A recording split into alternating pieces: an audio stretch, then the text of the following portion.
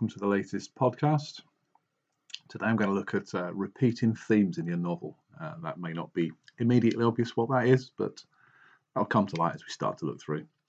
So right in the final part of the second novel, Initial, which was on the back of the success of David's Goliath, towards the end of the novel, it's like an exciting time trying to get that out there. There was no rushing. The editing process was something that took some time, but it was sort of moving along quickly. As I was developing the story, there was some things in there that I wrote fairly naturally, but appeared to me that they were like good tools for a novel.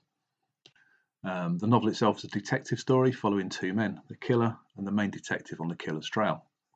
It's a departure from the first book. I've really enjoyed writing it, and I'm currently writing the sequel called Brutal.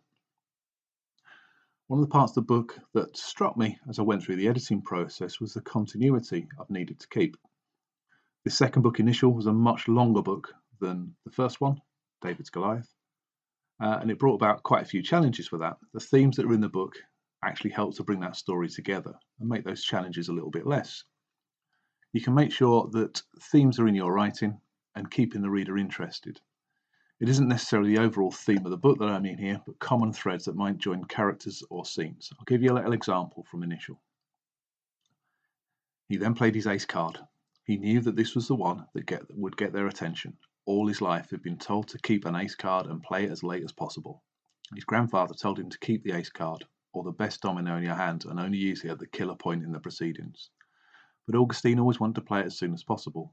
Once playing cards when he was younger, Augustine thought what he had in his hand was a killer card.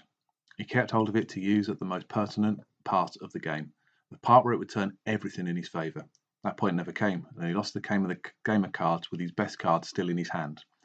He vowed never to finish anything with his best card still in his hand again. He wanted the opponent to know he meant business, and he wasn't afraid to play his cards when he felt like it, not when the game dictated.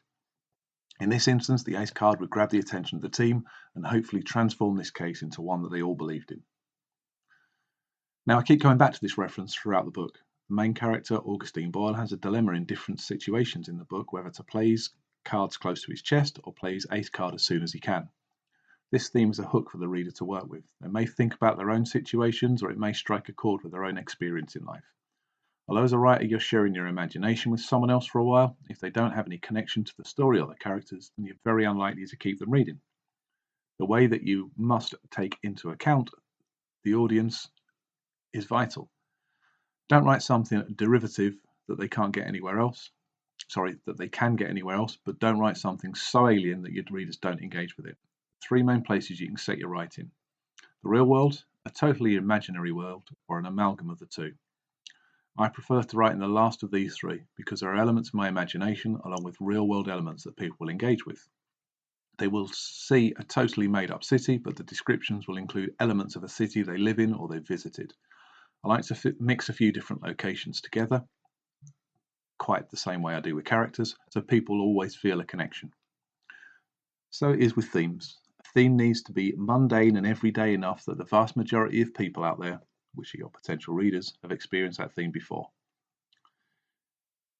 In Initial, that theme is playing cards and getting advice from a grandparent. These are themes that will resonate with a lot of people, but then there are themes that are used in a different way throughout the book.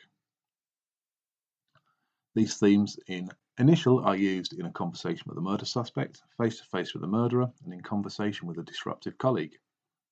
So then we move from a theme that most people can be familiar with to some situations exploring that theme where people don't always have that experience. Now you have a hook that adds familiarity to an unfamiliar situation, as well as a way to play with the theme as the story goes on.